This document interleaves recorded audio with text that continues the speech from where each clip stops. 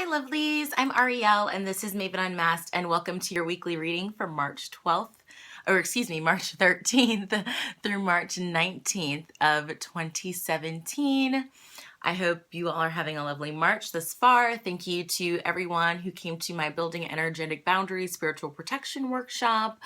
To those of you who attended the Angels, Guides, and Goddesses Moon Circle on March 12th. I hope you all had a lovely evening. It was a pleasure to meet you and work with you. A few quick announcements.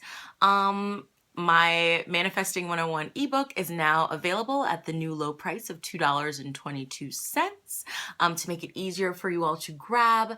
Also on March 29th, I will be having a What is a Spirit Animal and Meeting Your Animal Totem workshop on March 29th. So if you'd like to sign up for that, that will be in Columbia, Maryland. You can find all of the information on my Facebook page.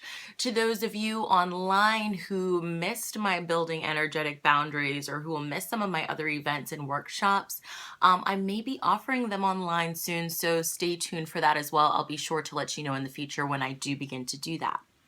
Alrighty. So without further ado, I invite everyone to take a deep breath with me in through your nose and out through your mouth.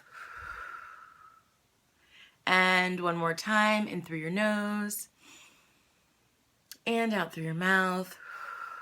And really center yourself, focus yourself on being here, calling your angels, your guides, your ancestors, your loved ones in spirit to bring us a message for our best and highest good for March 13th through March 19th.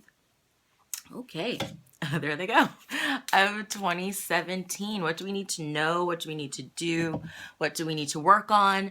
Even though the cards have already fallen, this month we will be using the Animal Totem Tarot. I myself have been feeling so very earthy lately, and I'm a water sign. I have a lot of water in my chart more than anything else. So for me, I feel a lot of water, a lot of air, some fire, but I hardly ever feel that earth element. And these last 2 weeks I've been so very much into that. So I felt like that was appropriate for this week. I'll also be using the crystal reading cards for us to get a crystal to work with. And then we have the Magdalene Oracle, which I think I'll be using all spring, maybe, at least until Easter or Ostara time. So, alrighty.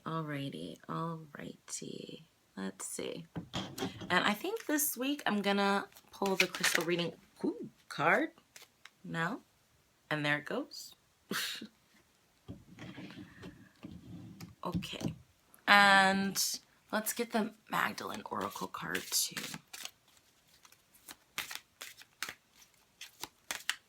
Also on the blog right now, I do have tips to be a luscious light worker, so make sure to check those out.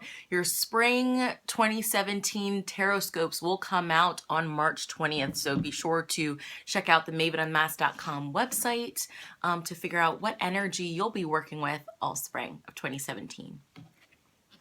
Beautiful. Okay, so the first card we have from the Animal Totem Tarot that fell out is the King of Swords. Okay, so we're definitely talking about our intellectual realm, the way that we're thinking, how methodical and analytical are we? Are we cutting away the crap? Are we taking our crown back? Are we thinking in the way of a leader in a positive way? Are we thinking about our freedom? Are we thinking about how to best work with our resources? Are we thinking the way a leader would think? And I definitely feel like Spirit is inviting you to be a leader this week.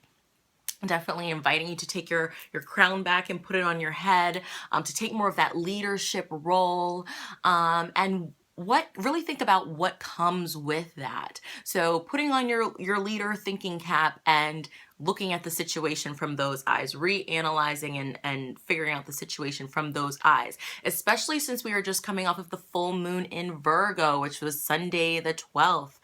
So Virgo is very analytical, very practical, very down to earth, but they like things in a certain order. They like to do research. They like to have spreadsheets and all of those kinds of things. So really kind of putting that focus, those Virgo goggles on this week to help you move through the week in the most efficient, easiest, fastest way possible.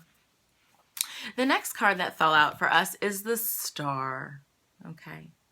So you know that expression, pressure makes diamonds? I'm definitely feeling that this week. Also, my eyes are very much drawn to the pearl. So a clam shell or oyster shell, whatever pearls come in, I'm not sure. The shell. Let's just call it the shell.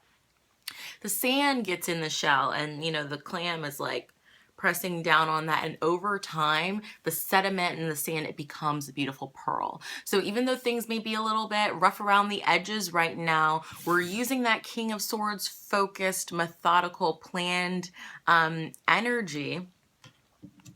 Things are coming together to create a new element, a new beautiful pearl. To me, this is stay hopeful this week, even though somebody may be giving you the cold shoulder, or some authority figure. Maybe you may have some friction between the two of you this week. If that is the case, stay hopeful. Also, I feel like this Virgo energy, this analytical mind, where this intelligent energy we're kind of playing up this week, use that to help you stay focused on your goals. That can be very healing for you at this time, taking some of the emotions out of things, some of that fiery passion out of things, and just using the mind, using the intellect and your own personal intelligence to figure things out can be very healing, and can help you to think your way out of situations, to find that hope, to move to more uplifting situations and circumstances. But the light is definitely there in the darkness. The lighthouse is calling to you, and it's like the King of Swords is looking to this hope. Okay, so looking for a plan or a method to get to this hope and healing space this week, finding the light in the shadow. And then the shadow card this week was the Wheel of Fortune. So the card on the bottom of the deck, the Wheel of Fortune. So fate, cycles, destiny, karma. Be mindful of what you do and what you say this week. It may come back to you a little bit faster than it normally would. But definitely some luck, some fated events happening, but definitely luck is on your side this week. Also, to me, this is kind of like the wheel of the year is turning. We'll be coming up to the spring equinox on March 20th or 21st, depending on where you are in the world, or for some of you in the southern hemisphere, that would be the fall equinox for you all. But definitely new cycles coming. So maybe with this wheel of the year into spring, plans will start to work out a little bit better. The method will be more in place, getting everything scheduled and in alignment, and that will be hopeful, a very hopeful and healing situation for you to bring through some luck.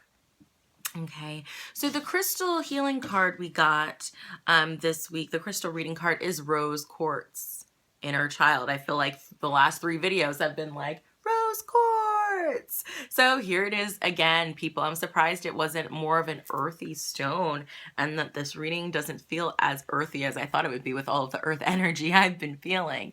But Rose Quartz and working with your inner child this week will be very important. I think calling upon your inner child to help you stay hopeful, because children are so resilient and so hopeful and imaginative and looking forward to the future. And they also think outside of the box. They think in new ways and say the darndest things, right? Things that as an adult you may not even think of. Whether we think of it as fantasy or imagination and they think of it as real doesn't matter. It's the thought process. So I feel like working with Rose Quartz and your inner child to help you think in a new way. And even though you're embracing this analytical energy, you don't want to be too cold or harsh or cutthroat, which the King of Swords can sometimes be. So bringing in that Rose Quartz and that inner child to soften that energy. Okay, and to help you stay hopeful with the Star as well. All right. And then the Magdalene Oracle card we have is Co-Creation. Isn't that a stunning card? I think as much as I've worked with this deck, like in my own personal life, I don't think I've ever personally drawn this for myself, and it's just a stunning representation of co-creation. So You're co-creating with the universe this week of March 13th through the 19th. Taking that energy off of the Virgo full moon. What did you want to plan? What plans can you be putting into action to help you co-create? Okay, a loving co-creation with the energy of rose quartz, a loving co-creation, fate and destiny. What fate and destiny are you co-creating with the universe this week? But creating the dream, creating a way to healing, a way to stay hopeful and all of the craziness. But asking spirit to come to bring you some new ideas and some clarification on those ideas so that you can best bring them into manifestation in the here and now. I'm definitely feeling with this, working with the crown chakra, keeping that nice and clear and clean so spirit can communicate with you, so ideas can come through into your head. Okay, swords, analytical mind, intelligence, that's all crown chakra stuff. So maybe working with some amethyst this week a little bit more, or clear quartz or Herkimer diamond, stones of that nature for clarity, for focus. Fluorite. Fluorite is absolutely amazing for focus and clarity. So maybe bringing some of that energy, or just working with the energetics, energetic properties of that stone, even if you don't have a piece, bringing more of that awareness into your energy to help you focus, because that's a very king of swords stone to me, is fluorite or rainbow fluorite, if you have any. But definitely about co-creating, bringing these ideas from the mind, from the spiritual realm into the physical. All right. But that is it for me this week. I'm Ariel, and this has been Maven Unmasked for the week of March 13th through March 19th of 2017.